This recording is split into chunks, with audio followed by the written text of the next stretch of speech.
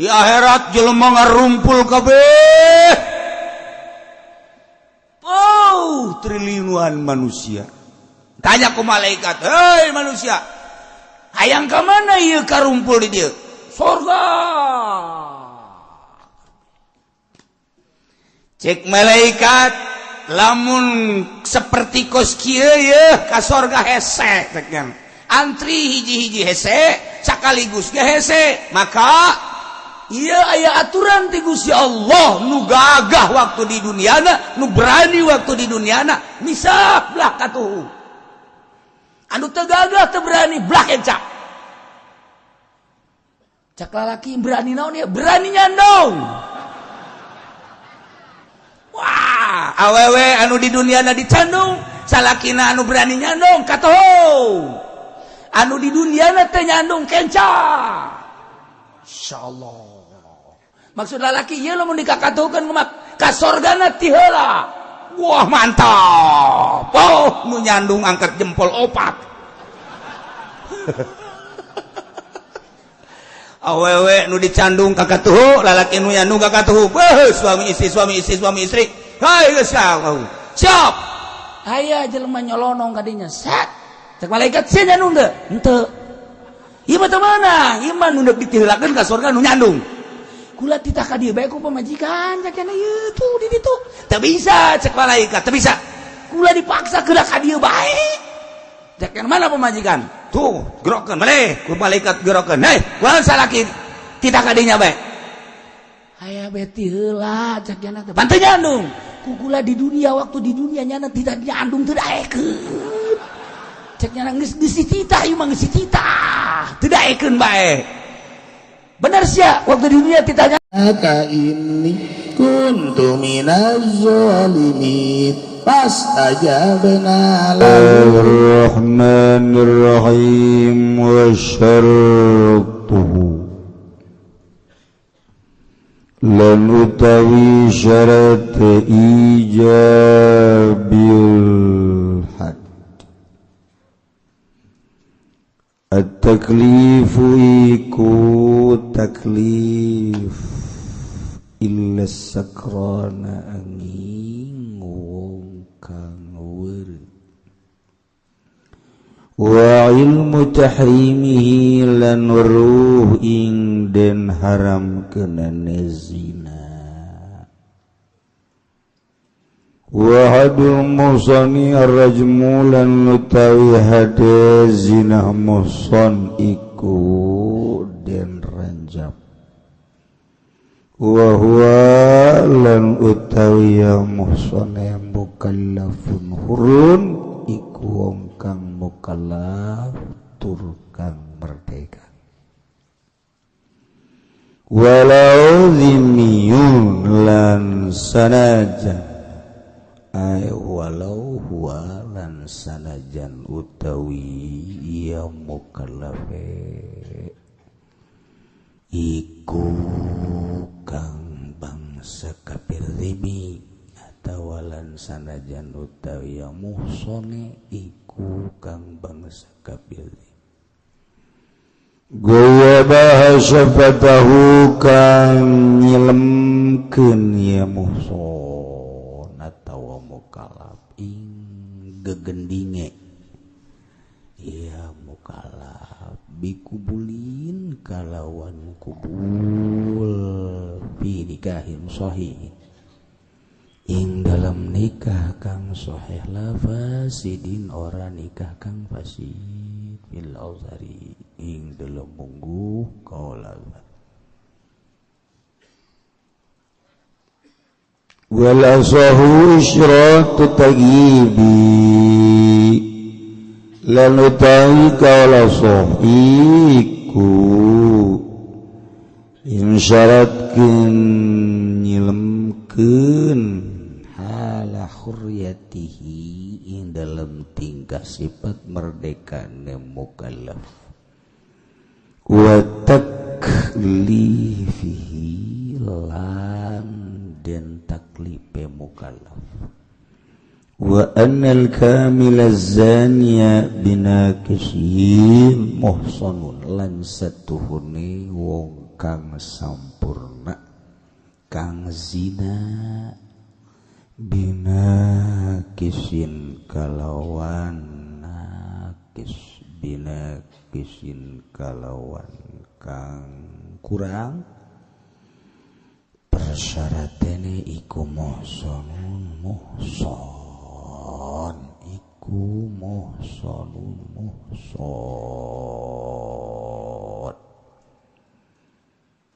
wal bikru hurumiyatu jaldatin lan utawi parawan kang merdeka iku 100 jildan wa tagribu amin lan den tunung den buang satahun ila masafati qasrin fama fauqaha tekamaring lalakon sakosar maka barangkang tetep ing dalam sadukuring masafati qasrin wa idza ayana liman mujihatan falaysa lahu talabu ghiriha bilaso lantet kala nang tuakeun sapa imam ieu ngaji mah kita ngaji marawa kita anu teu kita boleh ngaji teu kasih nyilib da mah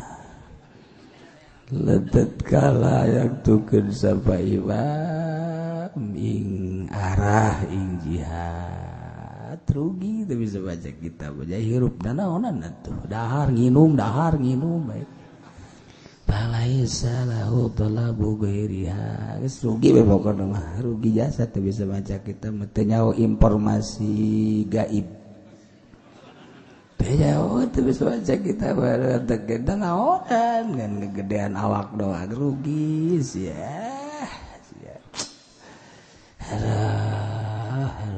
kunaon itu sih kunaon jadi bararodo tolol awak bae lintuh pakaian bae bagus macam hitam tebecus nanaonan sia hirup tolol walaisa lahu talabu ghairi hafil asar maka orang lain ikut tetap kadue wong panyupri ing lian masa pati qasrin ing dalam mungguh kaul aso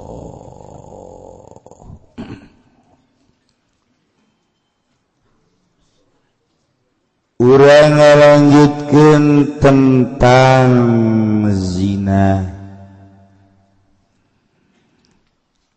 lamun aya jelema ngalakukeun zina boh lalaki boh awewe ieu ngarumpak larangan Allah maka di dunia keneh dikenakeun sanksi sebab eta jelema geus ngarusak keturunan anu kudu dimumule diperbaiki dirapi-rapi turunan ku ayana perzinahan rusak turunan lamun aya jelema bisa ngaji ngan anak jadah moal dibere kekuatan ku Allah. Nomor kedua tetap engke bakal dicemooh baik aya baik kayak di pertengahan gitu jeung makruh jadi imamna kan jadi hese tah urusan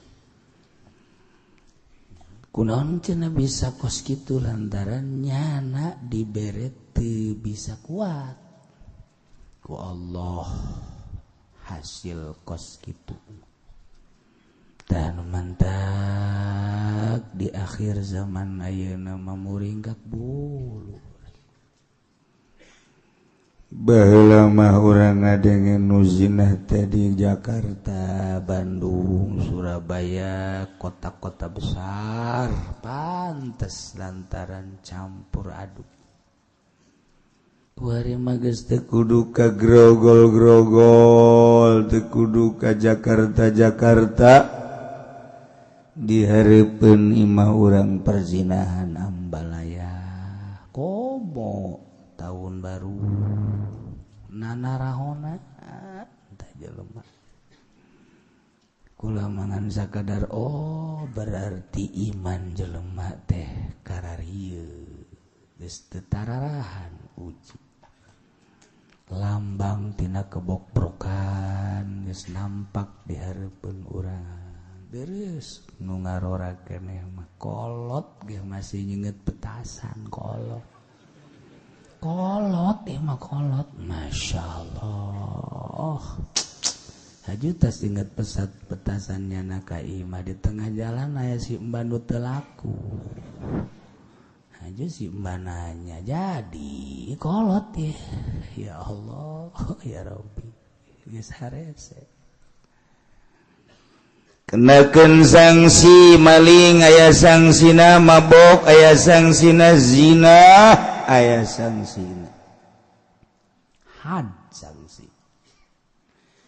Lamun sanksi instruksi tinu maha kawasa nu ngadamel langit bumi katut eusina, nu urang teh nangieun nyana nu kudu nurut ka anjeunna, kemudian teu dilaksanakeun sanksi ieu, maka nu boga kewenangan untuk ngalaksanakeun sanksi bakal dipanggil Jagade Rabbul Jalil. Saha? Pamarentah. Sieun urang lari ka kursi jadi pamarentah. Teu ngalaksanakeun instruksi Allah neuk kamarana urang jabakal kapanggih keneh jeung Allah. Ngaler ngidul ngetan ngulon teh srok kawa kapanggih deui jeung Allah bakal ditanya.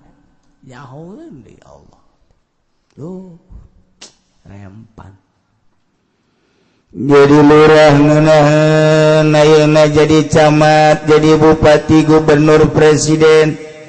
Asa nikmat teh ayeuna diagung-agung di bapak-bapak, ke di akhirat dipanggil.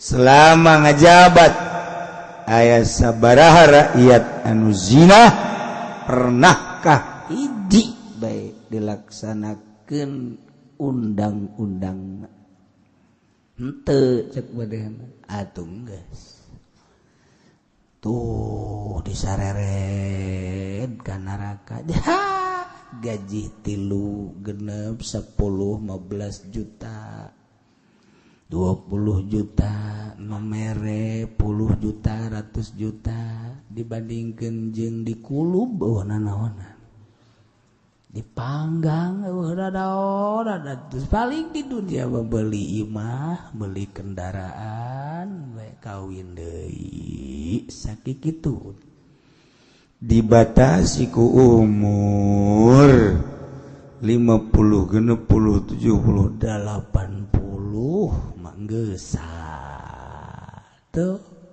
tapi di akhirat dibelem disate Masya Allah tetap di kitu-kitu ge mata hati teu beunta bae lantaran geus dicap ku Allah fi qulubihim maradun fazadahumullahu marada gering hatena gering hati walahum adzabun alim. Ketika aya jelema zina baik sama-sama suka atawa mustajarah sewa menyewa apem disewakeun atawa karena Allah mubiatin ngamangga-mangga, Masya Allah barang nakuyana geus dimumule di babagus aju dibikeun ka babaturanana nu hayang los dek dipuatan sababaraha urang geus mangga bae atawa mah tetep bae yuhaddu wajib dihad. Masya Allah.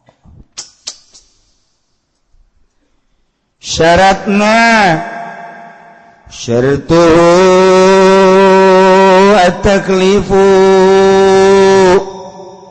hari syarat wajib hajina bohran jamboh jilid baik anu migawe atawa anu dipigawe at-taklifu kudu geus kataklif.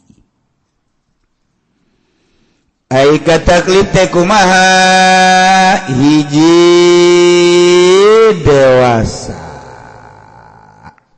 taklif ngaranna mereka dua sempurna akalna geus atuh budak leutik mah mun zina teu wajib dihad sebab can taklif. Aya lalaki umurna 10 atawa 11 tahun can gataklif. Ajunyana ngalakukeun zina teu wajib dihad budak leutik. Wa majnunin nu edan zina teu wajib dihad lantaran teu kataklif. Entak lamun embung ditaklif edan. Tarak aman. Masya Allah. Ila sakrona kecuali jelema nuere. Nuere teh kapan goer mukallaf sebab hilang akalna. Tapi andai kata aya jelema weure nginum bir, mensen, podga jeung lain-lainna. Ektasi bagadon misalna zina had bae sanajan weure goer mukallaf sebab weure ngahaja wajib dihad. Guari mah boro-boro ngaharipan awewe mabok make pel ceramah ceramah ieu nginum pel ceramah make magadon tuh molip ektas ceramah ceknya kalau nggak pakai itu nggak bisa ngomong atuh ngomong-ngomong ting sia goblok hayang-hayang ting itu sia ngomong mendingan nganasehatan awak sia bae heulanana tuh berarti lain rek nganasehatan bisnis kelas neraka eta kos gitu. Oh, Masya Allah. Ya akhir zaman orang datang ke zaman model kos gitu. Wa ilmu tarimi jenyaho kana diharamkeunana. Kaya ning aya informasi di para aulia, para ulama, para kiai nyaho bahwa zina teh haram. Lamun teu nyaho bahwa zina haram teh nyana anyar asup Islam na sugan teh teu haram zina can ngaji nyana karak syahadat na hungkul zina teu wajib dihad atawa hirupna jauh aya di pagunungan nu teu pernah aya informasi boro-boro HP televisi koran teu aya ieu mah jauh kaya ning di kutub atau di luhur gunung keur carita ku ari mah eueuh anu teu kaasupan informasi eueuh mana di kutub ge HP aya televisi aya di gunung leuwih tibatan diulang Tangerang mah ku ari lamun ningali urang parabola saeutik terus terus orang ningali parabola di daerah Retik, tapi mulai kelemburan Pandeglang gak itu parah. Komo Ciamis Tasikmalaya ke pagunungan anak parabola malulu. Garut ka kiai-kiaina HS di parabola. Dek kumaha tuh benerna negara aja agamanya geus kos karar itu. Beki ka dieu dikiaikeun lain beki waro. Beki ingin mengetahui tentang kelazatan dunia, kemewahan dunia. Ulah diharapkeun agama kudu beres. Ulah diharapkeun lantaran boga maksud hayang ngeuneunahan menelusuri informasi bagaimana di Amerika, bagaimana di Inggris, bagaimana di Belanda. Lah maningan ge urang teh neangan informasi kumaha ieu hate supaya lulus, supaya hijabna sehingga mengetahui tentang keagungan Gusti Allah. Eta nu sakuduna mah.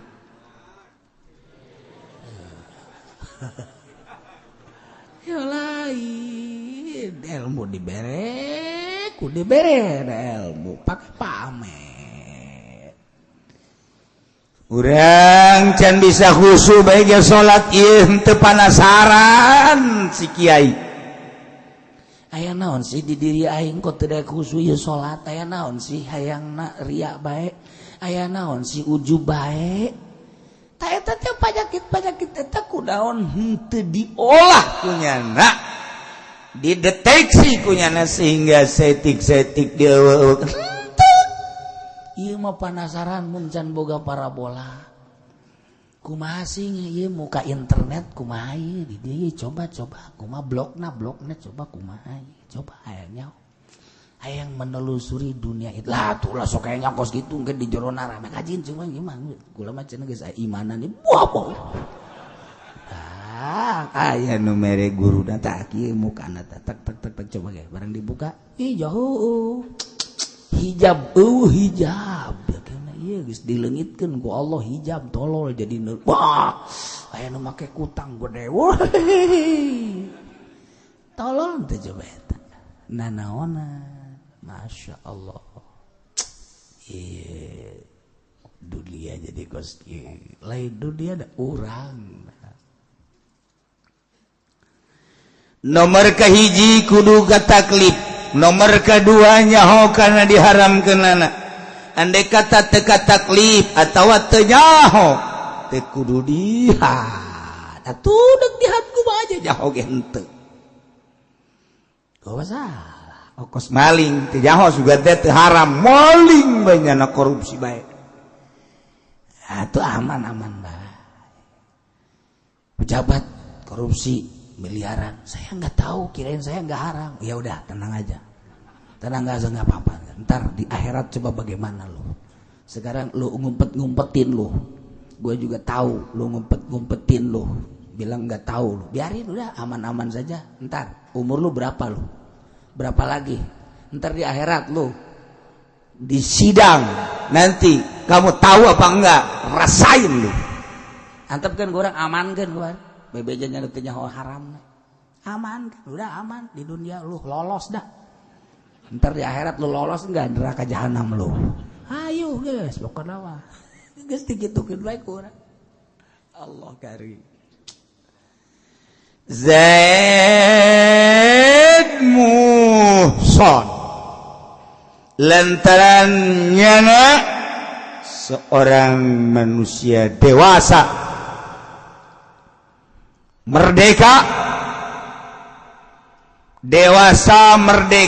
pernah ngalaksanakeun kawin secara akad anu sahih. Ta berarti muhson. Induna ge sarua seorang wanita anu manehanana mukallaf merdeka pernah nikah dengan pertikahan anu sahih zina muhson. Keputusan Gusti Allah ketika aya jelema anu muson mesti dikenakeun sanksi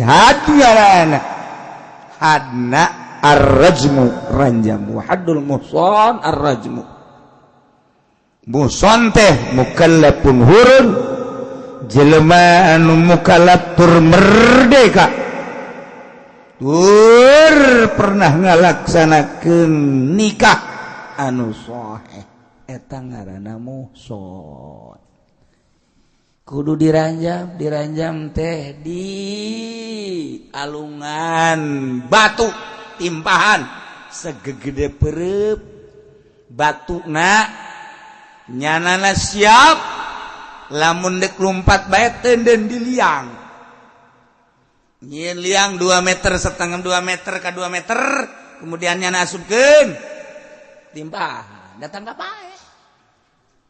ka pae ranjam ceger hayu masya Allah mana ting meureun malalancerna getih teh terus datang ka pae lamun di dunia diranjam di akhirat aman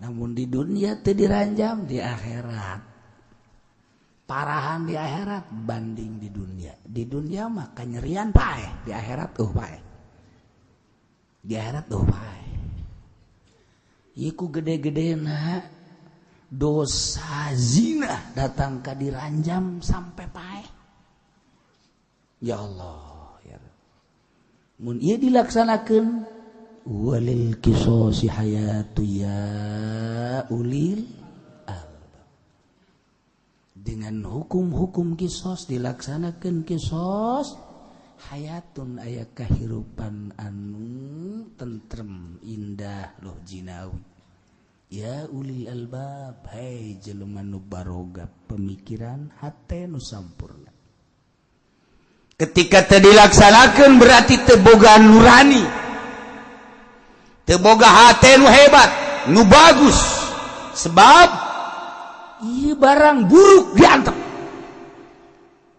urang lamun nyaritakeun nurani kebalik lamun make hukum demokrasi liberal ketika aya jelema muson ranjam dianggap tidak punya nurani sebab dedeleuanana sakadar dedeleuan mata zahir tidak punya nurani manusia masa sih orang harus dibunuh tapi lamun neuleuna make hate make kolbu justru eta teh biang kerok eta teh nu kos kitu teh barang najis kocomberan diantep di negara urang berbagai kocomberan nu bau teh lain lalagaan bau WC mah ku urang teh kudu disedotan bau kocomberan mah kurang diamankan berbagai babauan tapi babauan batin kurang diantepkeun mantak bahasana ge ya ulil albab hei nu baroga hate nu sampurna mun ngalaksanakeun ulil albab mun teu ngalaksanakeun teu boga nurani teu boga hate teu boga qalbu bagus sarua pada bok-brokna sanum kan wajib non gitu ngalaksanakeun anak pamarentah berarti pamarentah urang bok sia nu neruskeun aing mah toser doang bro besi aya pamarentah siapa yang bok bro kami tidak senang dibukakeun melalui kacamata Al-Qur'anul Karim lamun nuturkeun sungut aing mah sia nyalahkeun ka aing Islam teh sia Islam tuturkeun Al-Qur'an ulah nuturkeun sungut aing mah sapira sungut aing Al-Qur'an tuturkeun tah kos kitu ngaku sia bak-brok aing ngaku mah tuh daek sia di kanarakakeun siap di kanarakakeun mantak pamarentah teh kuari siap ngagejebur ka neraka setiap lu jadi pemerintah berarti siap dipanggang sakitu bae geus mulai hese-hese dia teu daek ngalaksanakeun ieu nyana ti Allah diatur ku Allah praknyana kaluar tina aturan Allah gara modar sia kuari sia wae engke ku aing dikeprokan sia hidup naon sia hidup hidup neraka jahanam ayo sia kuari nya daya dihormat engke lawan tah malaikat seret habak Gusti Allah ada ringgis sieun wari wageuraheun ganti mobil lah cenah aing moal ngaji deui minggu hareup masa anu nita ide sia ka ditu ngaji di nu sejen sia anu ngameunangkeun zina anu kitu naon gara-garana ngangeunah-ngeunah di dunia sia ditu di dunia teu pernah ngerenyet hate acan sia awas ini sia kuari keneh habeh ka nyawan ku batur aduh sia acak cawat aing gaduh ngaji atuh sia teh ya lain ka puncak ka ditu ngaji pajar nama heuh teu maaf teu tadina bupati ge ngaji ngadenge kitu sieun ulah ngaji ulah rekrut usia Kiai Golkar itu ngaji kerenyet moal hate sia emang kumaha gitu sabarukna ngaji teh kumaha ieu nu headset teh ngerenyet atuh hate kos urang bawa ka awe kerenyet iki ka neraka ge tah supaya ngerenyet sieun kerenyet ieu mah aya ka KPK sieun aya ka neraka henteu goblok tolol mun ka KPK mah sapira KPK teh melah saukur kitu heureuyan mah sieun aya ku Gusti Allah boga neraka teh sieun pejabat goblok meureun teh mah ye ulah kitu cenah kitu bae ja hubungan sia teu ngarenyet ye cenah henteu kula mah henteu kumaha ngarenyet geus etik aya tanda deuk salamet endek doa encan endek masyaallah baharai sieun ieu pamarentah kudu daya walau ini gaya bahasa patau sanajan seorang mosona kafir zimi anu bayar upeti di negeri urang anu nyana nolongkeun kana hasapahna tetap ranjam masyaallah kuari malah difasilitasi ku pemerintah teh untuk orang-orang non muslim. Mengapa pabrik minuman keras tidak ditutup? Cek pemerintah penyediaan orang-orang luar. Mengapa di hotel dibebaskan penyediaan untuk orang non-muslim? Mengapa dan mengapa dan mengapa? Penyediaan supaya jangan betah di negara orang dengan alasan seperti eta. Heg bae, mangga bae, buat kumaneh aturan-aturan emang Allah teu nyahoeun. Sakedeung deui umur sia pencet sia ku malaikat Israel. Hulu sia gepeng sia. Hayu sia geura. Ngeunah ku ari. Tuh, deuk kumaha coba ieu urang. Ya Allah. Mantak waktu kula ditawar jadi presiden. Tuh hayang-hayang tuh. Emang saha nu nawaran presiden ka Kiai jurig. Boro-boro jadi presiden aja. Ijazah SD ge ka buana meureun teu kuat. Teu puguh nyikut. Jelema mukallaf merdeka pernah ngasupkeun hasapahna melalui palawangan hareup. Jeung pernah nikah anu soheh. Eta adalah muhsot ambalayah ku ari di Indonesia. Ambalayah ku ari di Indonesia. Nu pamajikanna laporan ka kula salaki kula zina jeung tatangga salaki kula zina jeung simba salaki kula mabeukeun jasa jajan di luar. Lain hiji. Cikupa nu laporan loba jasa, di Bojong nu laporan gak kula loba, beneran gue lemah lain lalagaan, Jati terus Patanun teteangan Sukamantri doang. Insya Allah, eta ku hebat-hebat deh yang Sukamantri. Maksudnya ente di dia, di luar mah terus. Gusti, deh kumaha coba ya. Iwan nugas kerboga keneh pamajikan, kerboga keneh pamajikan, masih pamajikan nyaho. Ulah kaget lamun aya nu bebeja kieu ka kaula mah ya, ulah kaget ya, ulah kaget ya. Aya seorang wanita boga salaki, booking ku hiji lalaki, ternyata si laki ge boga pamajikan. Terus ditayakeun ke tempat tidur pamajikanna neuleukeun di dieu. Deku macam mah, deku macam eta kula ge muringkak bulu jeung bener dihandap ge muringkak deui. Ieu naon eta pamajikanna di dinya neuleukeun, masyaallah karim. Ieu mah geus biadab sato ieu mah. Masyaallah. Daripada zina kos kitu mending kawin. Jeung nu sejen nyandung kajeun marah tanaon. Pemajikan nyaho kena marah nunjal ke mana daripada kos itu atau mendingan kawin. Ceceknya doraka kamakon ngabohong bae lah dibandingkeun jeung zina mendingan kawin. Nyandung habak. Daripada zina kitu mah kudu aja masyaallah disaksian ku nu kolot ku pamajikanana eta pamajikanna teu naon dimake nu batur. Teh laporan ka kula. Ieu mah nyaho. Beuh jeung wartawan jeung aing hebatan aing. Wah gitu, masya Allah. Sebab naon? Kan minta perlindungan pemajikan anda kasaha, aing berlindung. Susuganan we, meureun ku kiai didoakeun kan gitu. Susuganan nya lagi setengah hate ka aing sarua. Masya Allah karim, yes, biadab lain lalagaan yuk. Aduh, cikula suami ibu tidak kadir.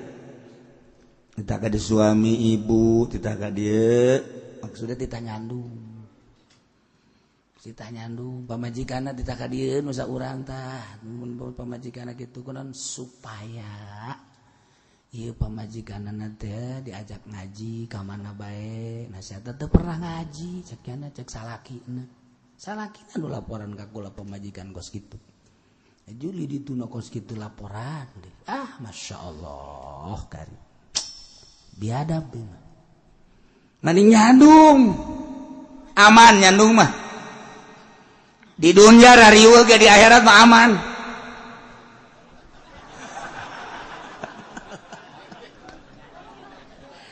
Sia sareri ge kosna becus nyandung. Kada boga dongeng. Di akhirat jelema ngarumpul kabeh. Triliunan manusia. Tanya ku malaikat, hei manusia, hayang ke mana ieu karumpul di dieu? Surga. Cek malaikat, lamun seperti kos kieu ye ka surga hese teknya. Antri hiji-hiji hese, sakaligus ge hese, maka iya aya aturan ti Gusti Allah nu gagah waktu di duniana, nu berani waktu di duniana, misah belah katuhu. Anu teu gagah teu berani belah encak. Cak lalaki berani naon ya? Berani nyandong. Wah, awewe anu di duniana dicandung, salakina anu berani nyandong katuhu. Anu di duniana teh nyandung kenca. Insyaallah. Maksud lalaki ieu lamun dikakatukeun ka sorgana ti heula. Wah mantap. Oh, nu nyandung angkat jempol 4.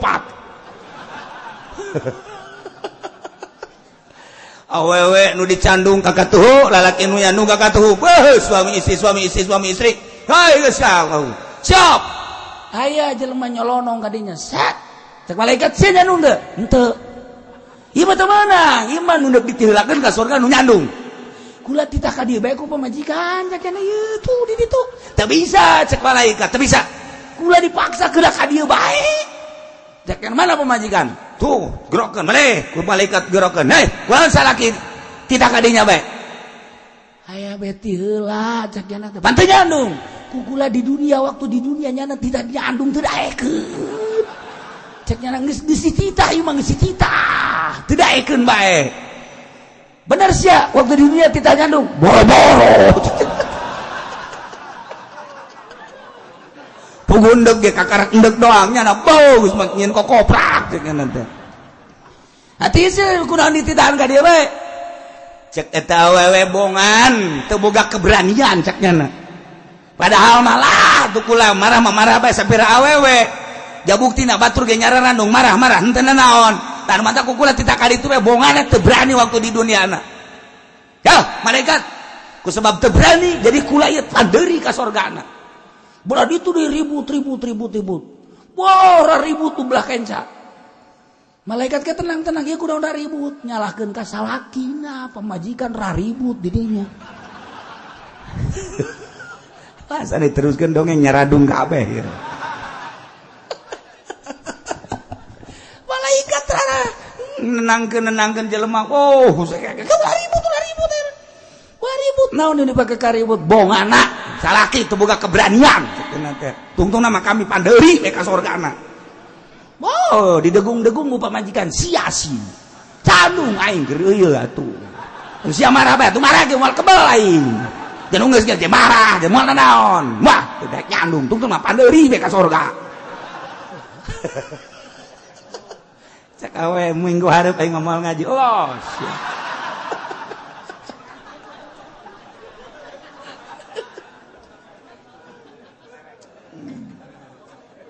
ribu pas belah kanan segera surga sedih kan nu kiri sedih tuh geus kieu geus nasib cak salakina atuh lalu bawa omong lah tuh geus mantep ke pas pintu pertama anu nyandung adil masuk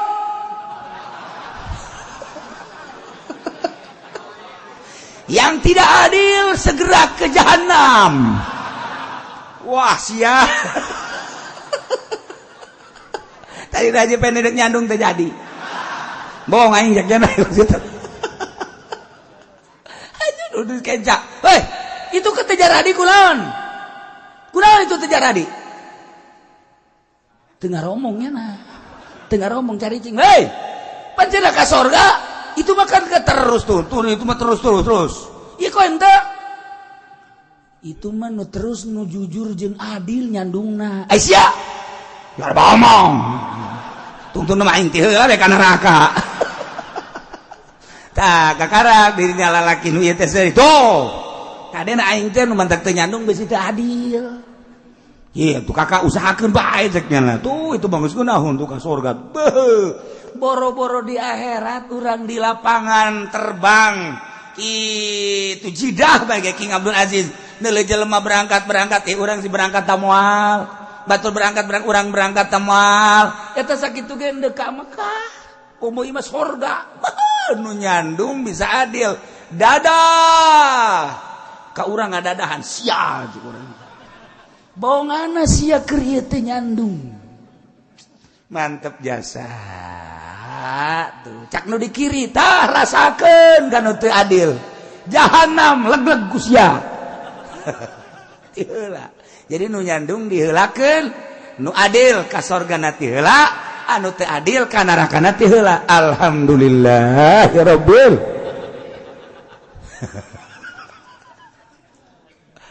ada tungtungan nu dikencet teh darariuk bedame nya kalah urang salah kabar bae tuh jadi lo jelema ka neraka kitu ngan itu nu ti heula mah kabita cek nya geus nikmat biasa tah jang pertimbangan urang wari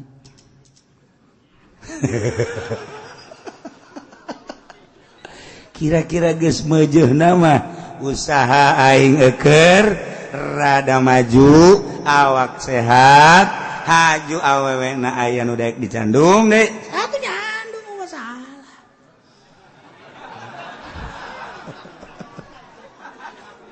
eta sorga Masya Allah asana hiji bae mah aya nu balik ngaji ke nawaran ka salakina hiji bae mah meureun aya lah kayak ditunggu laporannya.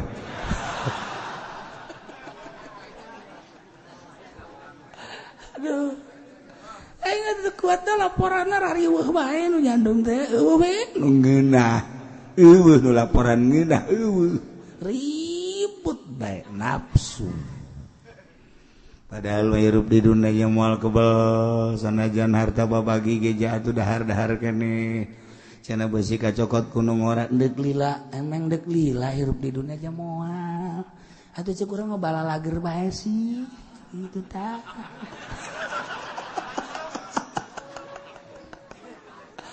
Aduh, tah malaikat tenang. Guys, cek malaikat tugas saya telah selesai. Soal pernyandungan ke bagan tidoi malaikat mulai. Masya Allah. lah cenah ki uji.